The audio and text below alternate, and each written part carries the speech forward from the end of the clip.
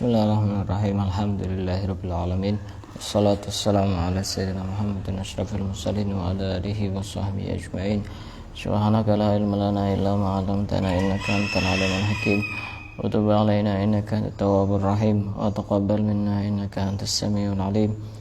Qala rabbi shrah li sadri wa yassir li amri wahlul 'uqdatam min lisani yafqahu qawli.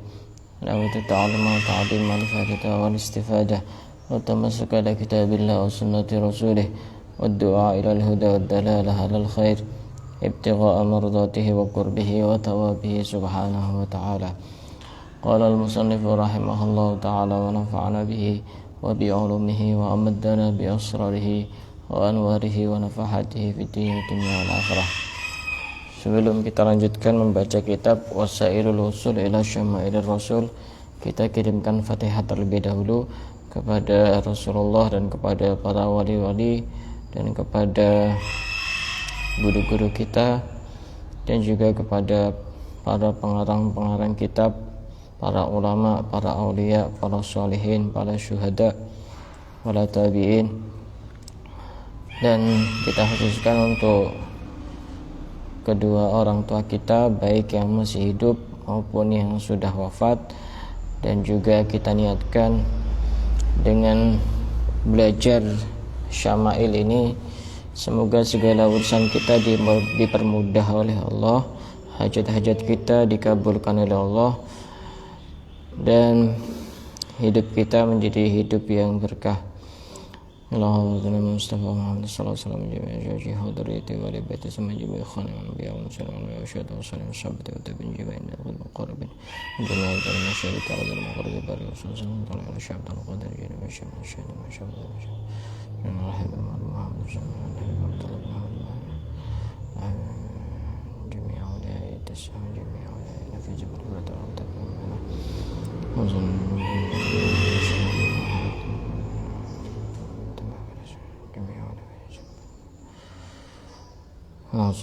Syekh Yusuf bin Ismail al-Albani wa ila hajatina wa hajatina ala dunya wa likulli salih wa hadratin al-Fatihah. A'udzu billahi minasy syaithanir rajim. Bismillahirrahmanirrahim. Alhamdulillahi rabbil alamin arrahmanir rahim maliki yaumiddin.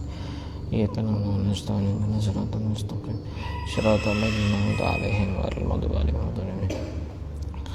Kita lanjutkan membaca kitab Wasailul Usul ila Syama'il Rasul yang dikarang oleh Syekh Yusuf bin Ismail An-Nabhani. Kita masih membahas tentang bentuk fisik Rasulullah.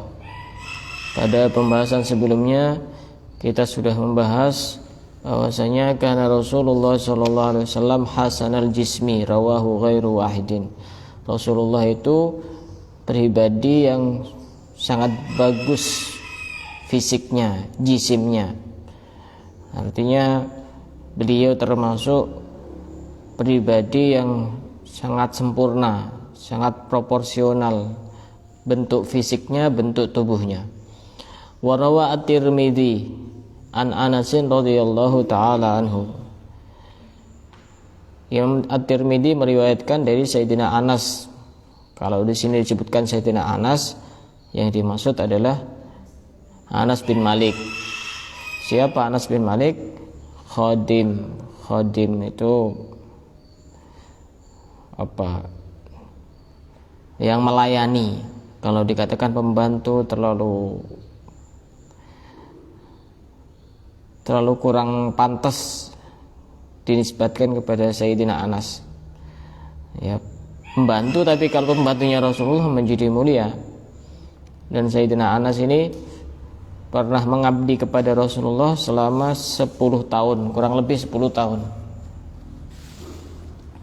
Dan dulu itu memang sudah ada orang yang belajar dan juga mengabdi, itu sudah ada. Jadi waktu itu ketika Rasulullah hijrah dari Mekah menuju ke Madinah, itu sudah disambut dengan sambutan yang begitu sangat hangat. Orang-orang kaya sudah menawarkan apa yang dia punya. Ada yang menawarkan rumahnya, ada yang menawarkan hartanya, ada yang menawarkan ini, ada yang menawarkan itu. Tapi orang tuanya Anas bin Malik, keluarganya termasuk keluarga yang tidak punya. Sehingga ibunya Anas bin Malik, siapa namanya saya lupa. Siapa nama ibundanya Anas bin Malik? Ummu Sulaim. Lupa saya. Akhirnya karena tidak punya itu, akhirnya ibundanya ini menawarkan anaknya kepada Rasulullah. Rasulullah, saya tidak punya apa-apa, ini saya ingin menyerahkan anak saya untuk mengabdi kepadamu. Sehingga Rasulullah begitu sangat senang dengan apa yang disampaikan oleh ibundanya Sayyidina Anas bin Malik. Berjuang itu ya sesuai dengan kemampuannya kita masing-masing. Yang punya ilmu ya berjuang dengan ilmunya, yang punya kekuatan berjuang dengan tenaganya, yang punya harta ya berjuang dengan hartanya. Seandainya 3 hal itu bisa digabungkan jadi satu, maka pasti perjuangan itu akan berhasil. Orang kaya membantu kepada orang-orang yang punya ilmu, orang yang punya tenaga membantu misalkan pembangunan untuk membangun sebuah pondok pesantren atau madrasah atau masjid, pasti semuanya akan berhasil. Ini Sayyidina Anas bin Malik, salah seorang sahabat yang begitu sangat dicintai oleh Rasulullah, sampai pernah didoakan dengan 3 doa.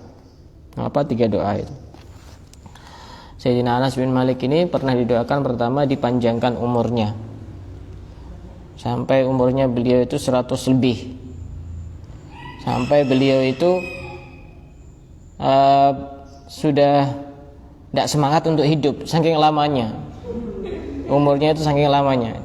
Sekarang jarang orang umur sampai ratusan tahun, jarang. Yang pertama. Yang kedua, dibanyakkan anaknya. Anaknya Sayyidina Anas bin Malik ini kurang lebih 125. Anaknya Sayyidina Anas bin Malik ini kurang lebih 125,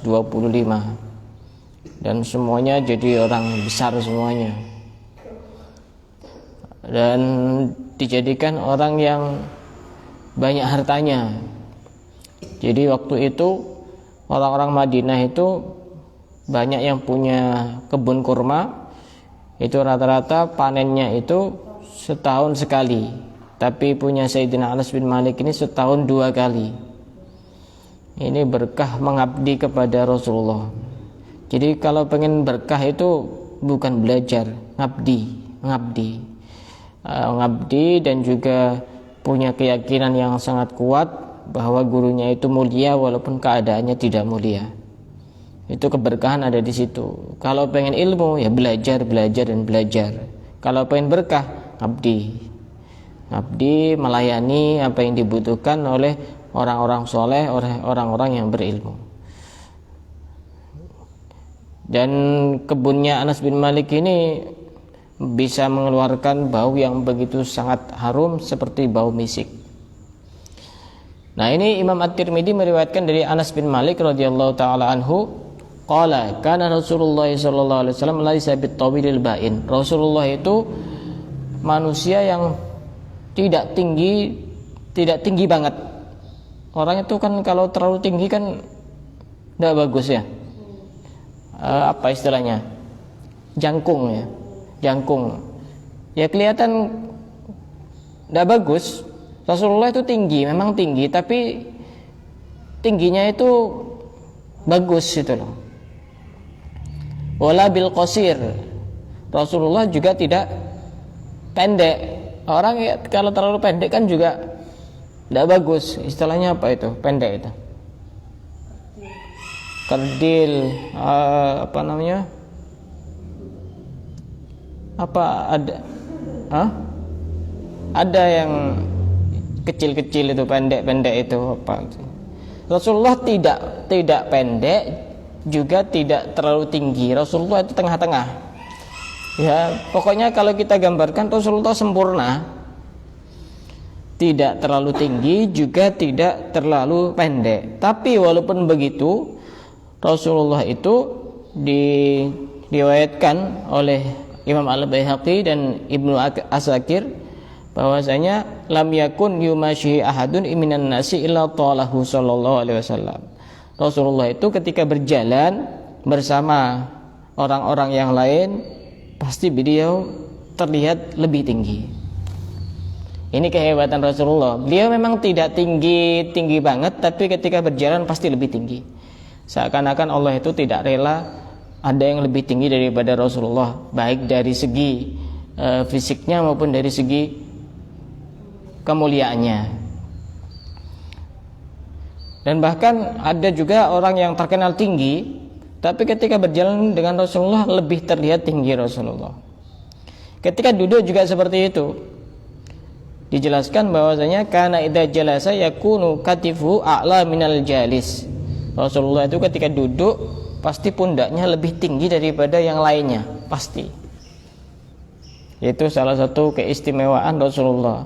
Apa rahasianya kok bisa seperti itu? Allah itu tidak rela ada yang lebih tinggi daripada Rasulullah, baik dari segi dohirnya maupun dari segi kemuliaan dan juga keistimewaannya.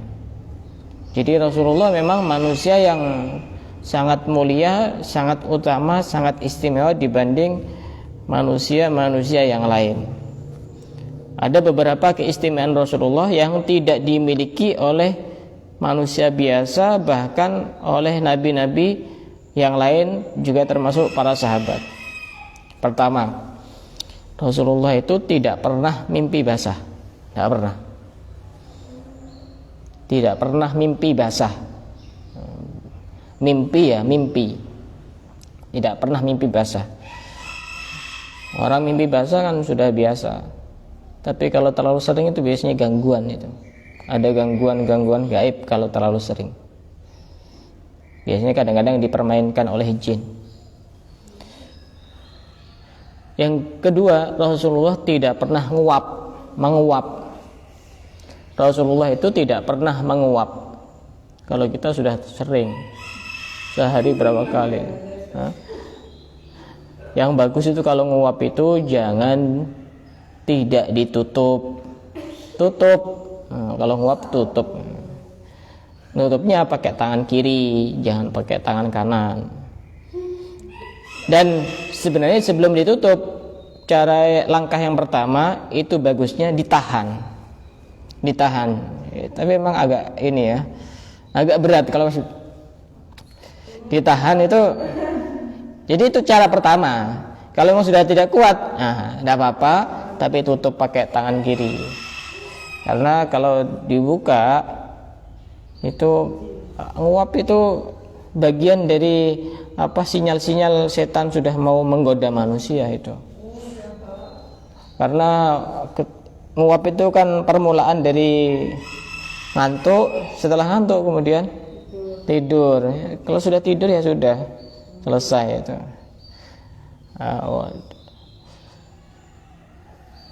Ini yang kedua. Yang ketiga,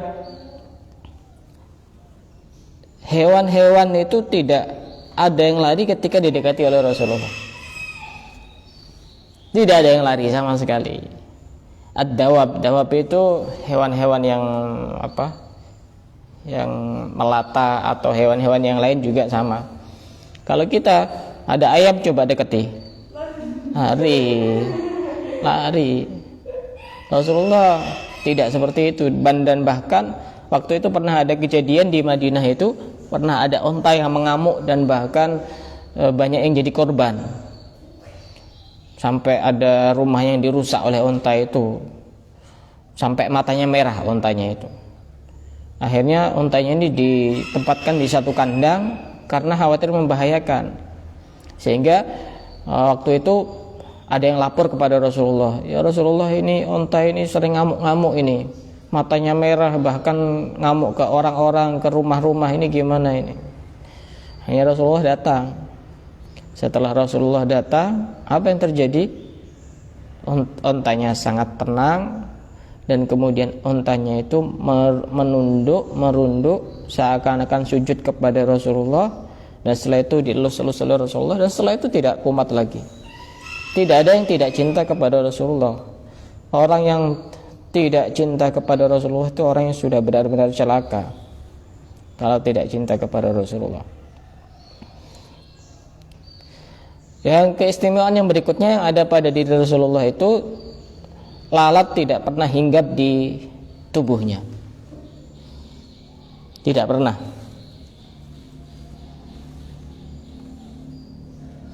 Kalau kita kan sering, padahal lalat itu kan suka hinggap di tempat-tempat yang kotor, sampah-sampah terutama, yang najis-najis juga kadang. Cuma kita tidak usah meneliti ini asal muasalnya lalat ini pernah hinggap di mana. Ya susah nanti kita ibadahnya. Waktu sholat ada lalat nempel di bajunya. Ini dari mana ya lalatnya? Kamu mau tanya siapa? Ya bisa jadi dari tempat-tempat yang najis, yang kotor, yang kalau seandainya kalau kita teliti, ya kita bisa jadi was-was itu. Sesuatu yang kita itu nggak tahu itu nggak usah ruwet-ruwet gitu. Misalkan sholat di satu tempat yang nggak pernah kita tempati di situ, nggak usah tanya ini suci apa nggak suci, kelihatan nggak ada najisnya ya sudah sholat, nggak apa-apa, nggak usah susah-susah. Misalkan dari kamar mandi juga, ini dikena cipratan air kencing apa enggak ya? Sudah enggak ngerasa ya sudah, enggak usah dipikir terlalu panjang. Rasulullah juga punya keistimewaan, beliau bisa melihat di belakang sama seperti di depan.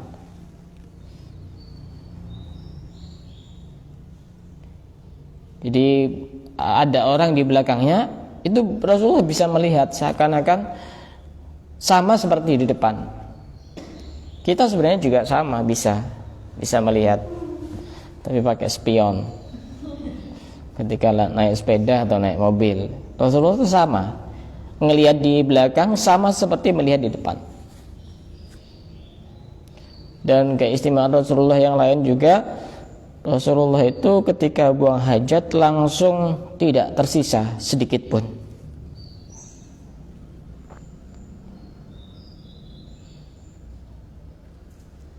Dan juga ketika duduk itu lebih tinggi daripada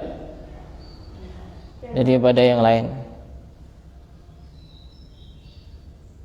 Ada berapa? Ada 7.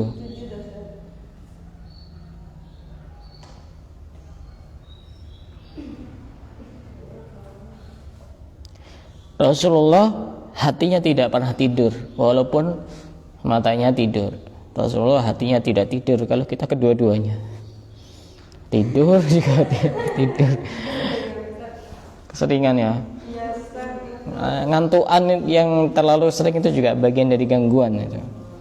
Terlalu sering ngantuk, dikit-dikit ngantuk. Padahal sudah istirahat, itu juga bagian dari gangguan itu. Perlu untuk segera ke dokter terdekat. Jika sakit berlanjut, hubungi dokter.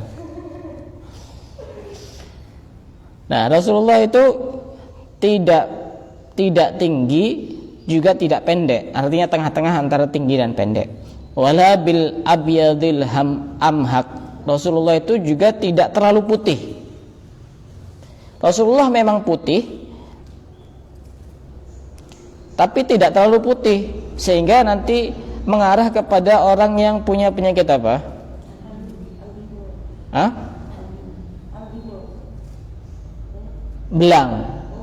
Belang putih itu.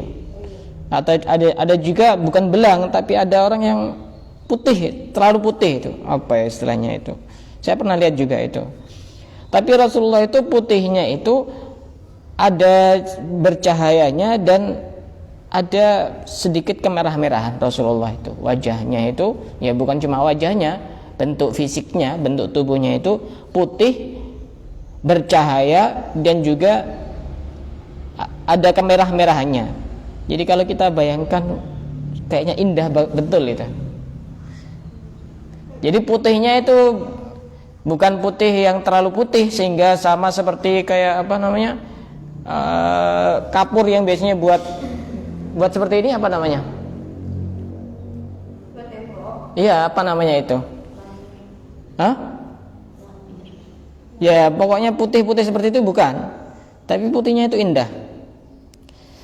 Di sini disebutkan bahwasanya warna kulit yang paling indah di dunia itu adalah al-bayat al-musyarrab bil humrah, putih yang kemerah-merahan. Itu indah pokoknya. Kadang-kadang pernah lihat juga di YouTube itu ada anak kecil keturunan Sayyidina Abu Bakar. Pokoknya indah, orang warna putih tapi kemerah-merahan itu indah warnanya. Tapi kalau di akhirat itu warna kulit yang bagus itu adalah al-bayat al-musyarrab bisufrah, putih tapi agak sedikit kekuning-kuningan. Kalau nanti di surga warnanya itu beda, bukan putih kemerah-merahan, tapi putih kekuning-kuningan. Ya lain nanti. Wala bil adam, Rasulullah itu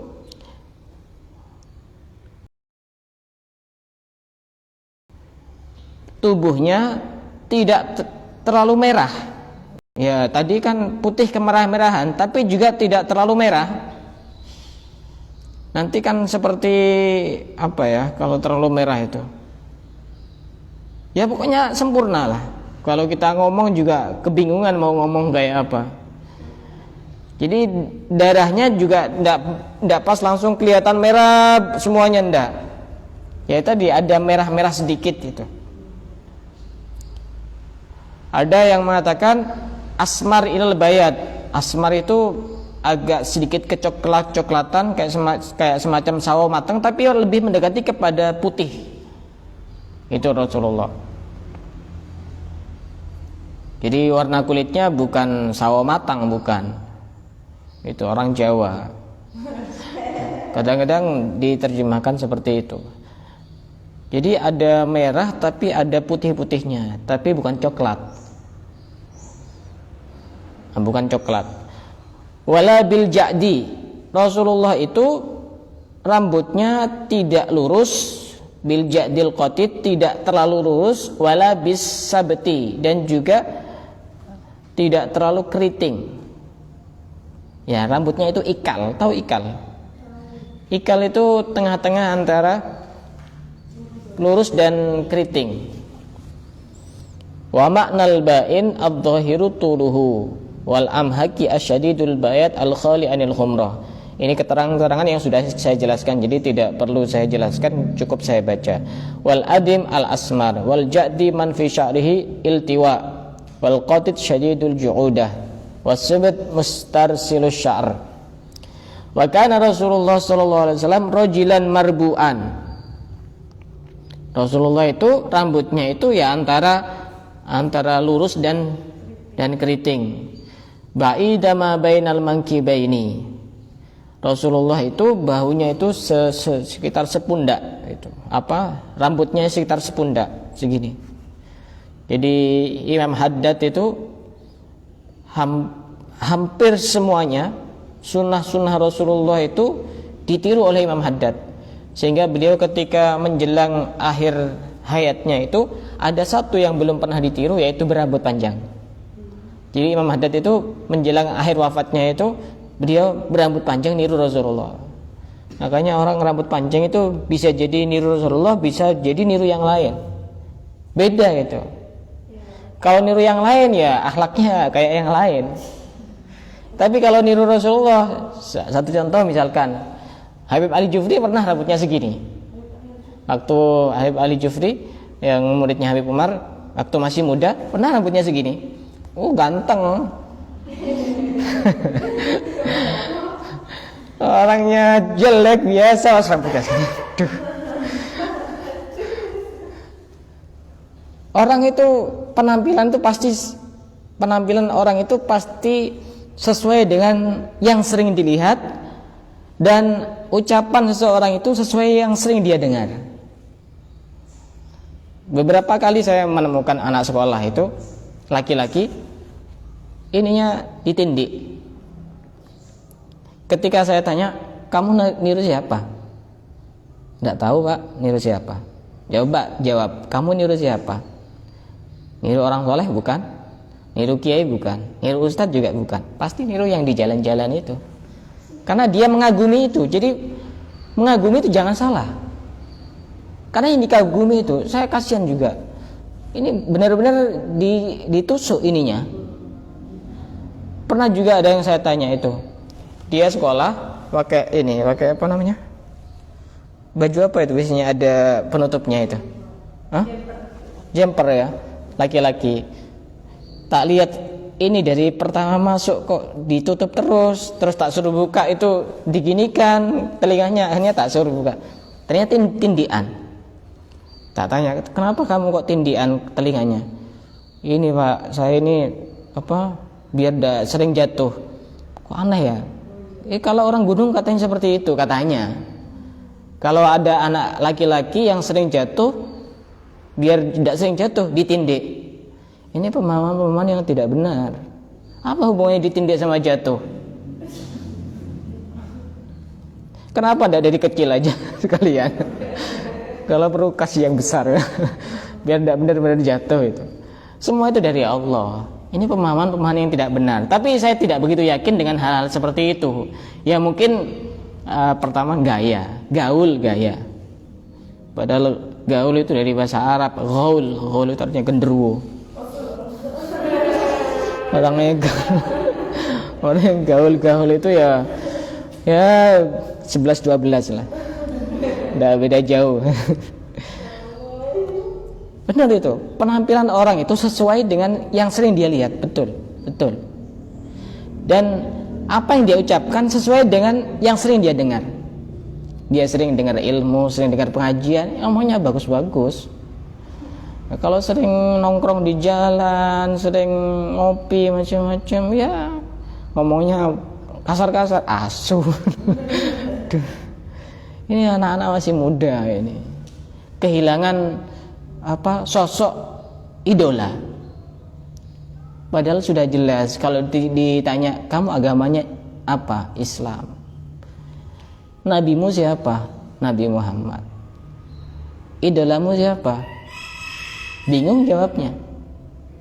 Kenapa? Karena dia sering yang dilihat ya ini rambutnya dicukur begini, pas disemir merah. Iya, kalau orangnya ganteng, orangnya pas-pasan gitu.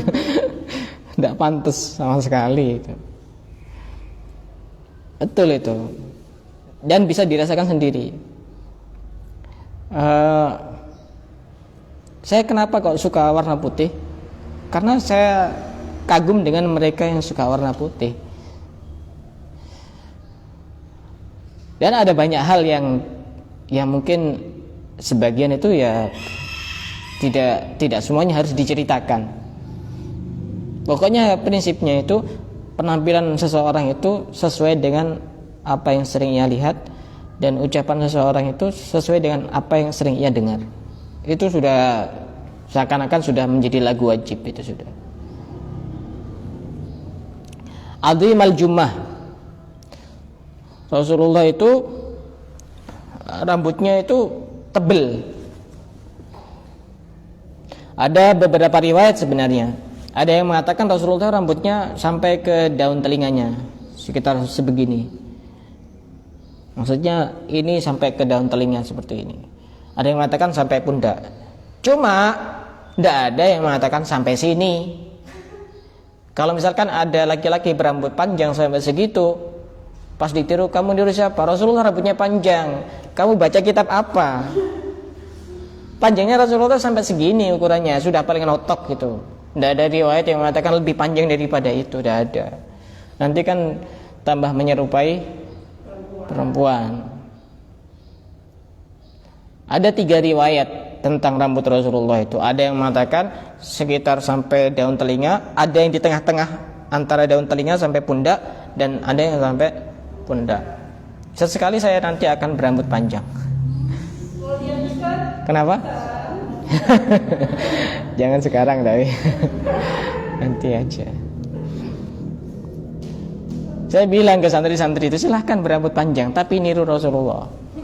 Karena kalau niru Rasulullah, rambut panjangnya ndak urak-urakan, ndak jadi kelakuannya kayak preman. Karena malu, saya rambut panjangnya niru siapa, kan gitu. 'azimal jummah ila syahmati udunaihi wa ma'na ar-rajuli man fi sya'rihi takassurun qalil wal jummatu mujtama'u sya'rir ra'si wa hiya aktsaru minal wafrati wal limmati.